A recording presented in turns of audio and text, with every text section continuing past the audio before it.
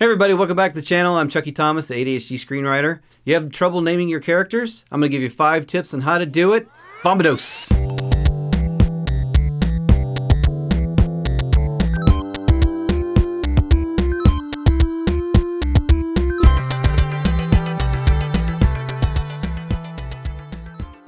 Hey everybody again, welcome back to the channel. This is Chuckie Thomas, the ADHD screenwriter. Before we begin, like, subscribe so you don't miss any of our videos. We got a lot of cool stuff coming on. Comment below, we want to hear from you. Now, naming characters is tough, and there's a lot to think about in terms of story. So if you have ADHD, it can be a little tough getting stuck in your head like, oh, what if I name this character this, and I don't know who to name this or whatever. We're going to go over it so it's a little bit easier. How about it? 5 tips. All right, let's get started. All right, let's start with a big one. There's a lot of rules in screenwriting, but there's also a lot of unofficial rules in screenwriting. And one of those is having names that are too similar. Now, you've probably watched a movie like this and just gotten extremely confused. Like, who's that? I thought that was that person. What? Wait, they called that person that name? And it just takes you out of the movie, and all you're thinking about is like, who are these people? One trick is make sure you're not naming your characters with the first letter. So like Sandy, Sam, Smithy, or something like that, where all of a sudden it's the same sounds over and over. Now, it seems simplistic, but it just can take people out of the movie because they're just hearing the same sounds. Or rhyming names, right? Candy, Mandy, that kind of thing, Sandy. All of a sudden, that's what they're thinking about. Like, oh, why are these names rhyming? Now, I say this, and if you mean for those names to rhyme, and maybe it's part of the story, then that's fine. But more than that, just try and think of names that don't rhyme and start with different letters to give your audience just more of a chance to stay in the story and not get taken out of it. One thing I've done several times myself is to look up the meanings of names to help me find names for characters. I've talked on the channel about my first film, Consumed, my first script I ever really wrote as a complete thing. Now, the story is this guy falls in love with this girl, and she wants to turn him into a cannibal so he'll eat her. Oh, wow. So, pretty interesting, right? So I needed some interesting names. Now, I chose Levi and Rebecca. Rebecca. It's nice to meet you, Levi. How did you? Because Levi means attached and Rebecca means to tie or to bind.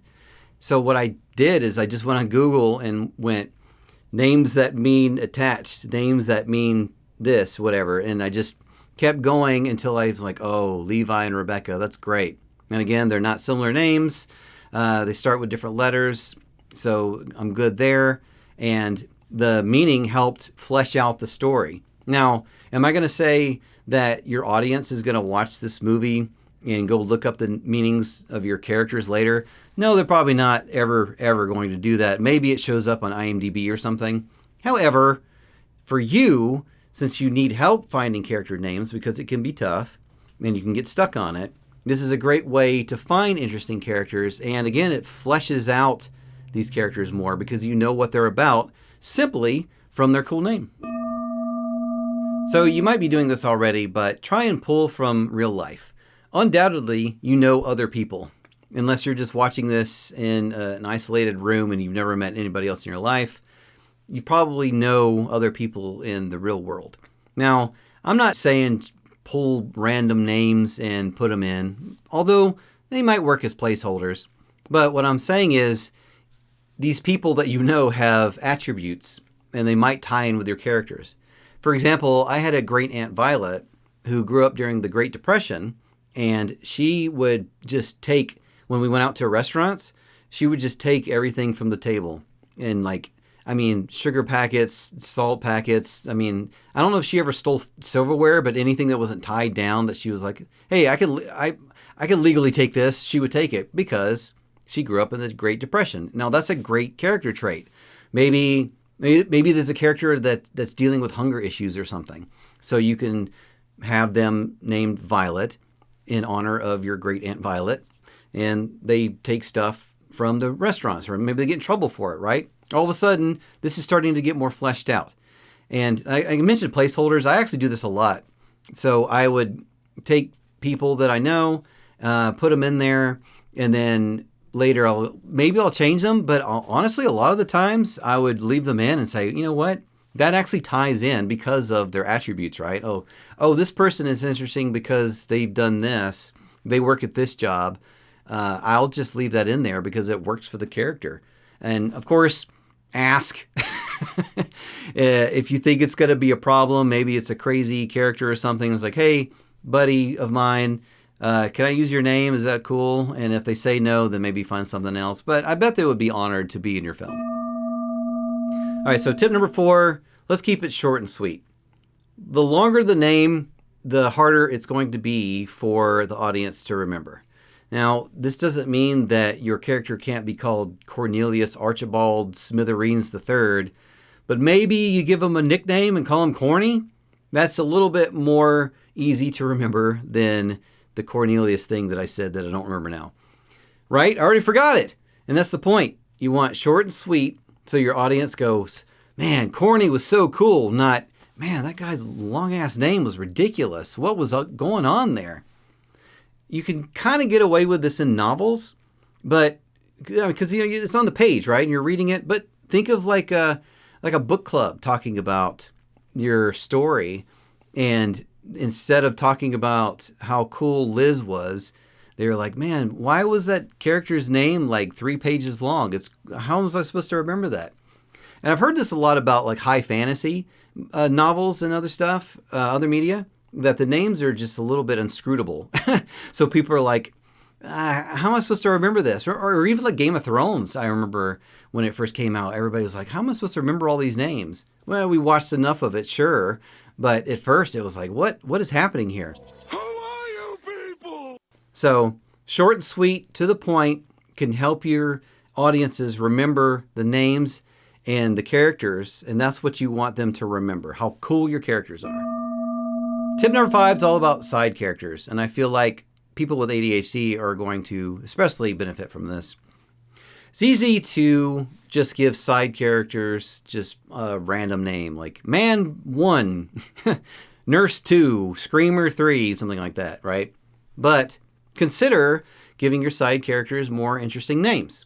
Now, I don't mean every side character. Maybe you have a nurse walk up and check somebody's pulse and say, you're good, or something, right? And you need that line in there, but you don't have to call them like Abigail Spencer or something. And like, why is this nurse character called Abigail Spencer? And they're in one line, one scene, whatever. It's confusing. But consider something like Rainn Wilson's character in Juno. Now, could have easily be called like Corner Store Clerk or something, because he's just there to be a clerk and kind of make fun of Juno for being pregnant or something. 3rd test today, Mama Bear.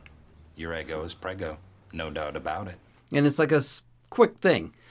But his name is Rollo, and all of a sudden, he's this more quirky person that's a color of this crazy town. No. There it is. That little pink plus sign is so unholy. That ain't no Etch-a-Sketch. This is one doodle that can't be undid, Holmes Gillett. And it fleshes out the world, and that's what you're trying to do, trying to flesh out the world. And it's not just with your main characters. So consider some of your side characters and how they might enrich what you're writing, and you might be surprised at what you can come up with. So there you have it, 5 tips on naming your character. Now, this question can quickly turn into, is my script strong enough? But guess what? That's what you should be asking yourself all the time. Make sure to like and subscribe and comment below. I want to hear all about your naming issues. Maybe we can help you come up with names for your characters down in the comments as a community. We'd love to help, and I want to hear from you. And as always, stop disassociating. I see you. I see you in there. Go write, come up with some cool names, and then come back and watch some more videos. See you next time.